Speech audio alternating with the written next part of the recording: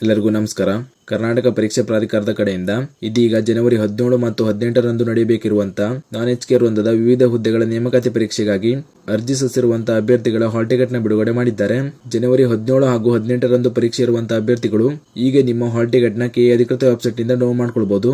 Hall ticket ನ ಹೇಗೆ download ಮಾಡಬೇಕು ಅಂತ ಅಂದ್ರೆ, ನೀವು ಸ್ಕ್ರೀನ್ ಮೇಲೆ ಕಾಣ್ತಾ ಇರೋ ಹಾಗೆ ಇಲ್ಲಿ ಮೇಲ್ಗಡೆ ಕಾಣಿಸ್ತಾ ಇರುವಂತಹ ಲಿಂಕ್ ಮೇಲೆ ಕ್ಲಿಕ್ ಮಾಡಿ. ಕ್ಲಿಕ್ ಮಾಡಿದ್ಮೇಲೆ ಈ ತರ ಇನ್ನೊಂದು ಪೇಜ್ ಓಪನ್ ಆಗಿ ಬರುತ್ತೆ. ಓಪನ್ ಆದ್ಮೇಲೆ ಇಲ್ಲಿ ಎಕ್ಸಾಮಿನೇಷನ್ ನ ಸೆಲೆಕ್ಟ್ ಮಾಡಿ. ನಂತರ ಅಪ್ಲಿಕೇಶನ್ ನಂಬರ್ ಅಂತ ಇರೋ ಜಾಗದಲ್ಲಿ ನಿಮ್ಮ ಅಪ್ಲಿಕೇಶನ್ ನಂಬರ್ ನ ಎಂಟರ್ ಮಾಡಿ.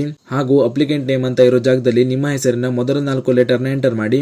ನಂತರ ಕೆಳಗೆ ಕಾಣೋ ಕ್ಯಾಪ್ಚರ್ ಕೋಡ್ ನ ಎಂಟರ್ ಮಾಡಿ ಸಬ್ಮಿಟ್ ಅಂತ ಕೊಟ್ರೆ ನಿಮ್ಮ ಹಾಲ್ ಟಿಕೆಟ್ ಡೌನ್ಲೋಡ್ ಆಗಿ ಬರುತ್ತೆ. ಹೀಗೆ ನೀವು ಈಸಿಯಾಗಿ ನಿಮ್ಮ ಮೊಬೈಲ್ ನಲ್ಲಿ ನಿಮ್ಮ ಹಾಲ್ ಟಿಕೆಟ್ ನ ಡೌನ್ಲೋಡ್ ಮಾಡ್ಕೊಳ್ಬಹುದು.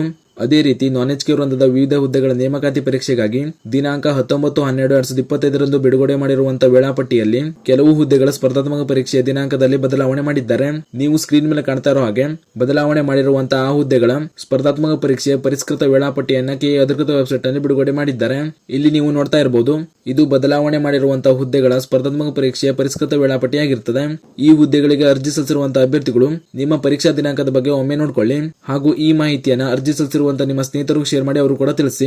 ಜೊತೆಗೆ ಇದೇ ರೀತಿ ಮುಂಬರುವಂತಹ ಮಾಹಿತಿಗಳಿಗಾಗಿ ಚಾನೆಲ್ ನ ಸಬ್ಸ್ಕ್ರೈಬ್ ಮಾಡಿ ಅಂತ ಹೇಳ್ತಾ ಈ ವಿಡಿಯೋನ ಇಲ್ಲಿಗೆ ಮುಗಿಸ್ತಾ ಇದ್ದೀನಿ. ಧನ್ಯವಾದಗಳು.